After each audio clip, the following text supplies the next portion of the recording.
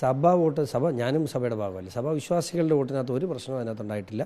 പക്ഷേ ദീപിക പോലെയുള്ള പത്രങ്ങളുടെ ഇടപെടൽ അത് വോട്ടുകളെ സ്വാധീനിക്കും എന്നൊന്നും ഞാൻ വിശ്വസിക്കുന്നില്ല. പക്ഷേ ദീപിക എടുക്കുന്ന നിലപാടുകളിൽ നമുക്ക് തുറന്ന് പറയാതിരിക്കാൻ പറ്റില്ല. കാരണം ഇലക്ഷൻ സമയമാകുമ്പോൾ എല്ലാവിധ ആനുകൂല്യങ്ങളും ഇവരൊക്കെ പറയുന്ന എല്ലാ കാര്യങ്ങളും ചെയ്തു കൊടുക്കുന്നുണ്ട്. പക്ഷേ സമയമാകുമ്പോൾ കോൺഗ്രസിന് വേണ്ടിയും ചില വ്യക്തികൾക്ക് വേണ്ടിയും ദീപികയ്ക്കകത്തിരുന്ന് സഭാപിതാക്കന്മാർ പോലും അറിയുന്നതല്ല, ചില വ്യക്തികൾ പത്രത്തിനുള്ളിലിരുന്നുകൊണ്ട് കാണിക്കുന്ന ഈ രാഷ്ട്രീയം അത് പിതാക്കന്മാരെ നേരിൽ കണ്ട് പരാതി അറിയിക്കും. അവരോട് കൃത്യമായി ഇതിനെ സംബന്ധിച്ച് ഞങ്ങളുടെ ആകുലത തിരിച്ചറിയിക്കും. കാരണം സഭയുടെ ആകുലത നമ്മളെ അറിയിക്കാറുണ്ട്, നമ്മുടെ ആകുലത തിരിച്ചറിയിക്കും. കാരണം ഈ ദീപികയുടെ ഇൻവെസ്റ്റേഴ്സ് ആരാണ്?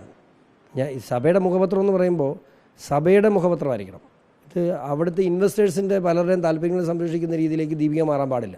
അപ്പോൾ ഇൻവെസ്റ്റേഴ്സ് ആരാണെന്ന് അറിയാനുള്ള അവകാശം സഭാ മക്കളാണ് ഞങ്ങൾക്കൊക്കെ ഉണ്ട്. അപ്പോൾ അതിൻ്റെ ഇൻവെസ്റ്റേഴ്സ് ആരാണ്, ആ ഇൻവെസ്റ്റേഴ്സിന് എന്തൊക്കെയാണ് പങ്കുള്ളത്, അവർ ഇതിൻ്റെ എഡിറ്റോറിയൽ പോളിസിയിൽ എന്തിന് ഇടപെടണം, അപ്പോൾ അവരിടപെടുന്ന ഒരു പോളിസി എങ്ങനെയാണ് സഭയുടെ മുഖപത്രം എന്ന് പറയാൻ പറ്റുന്നത്?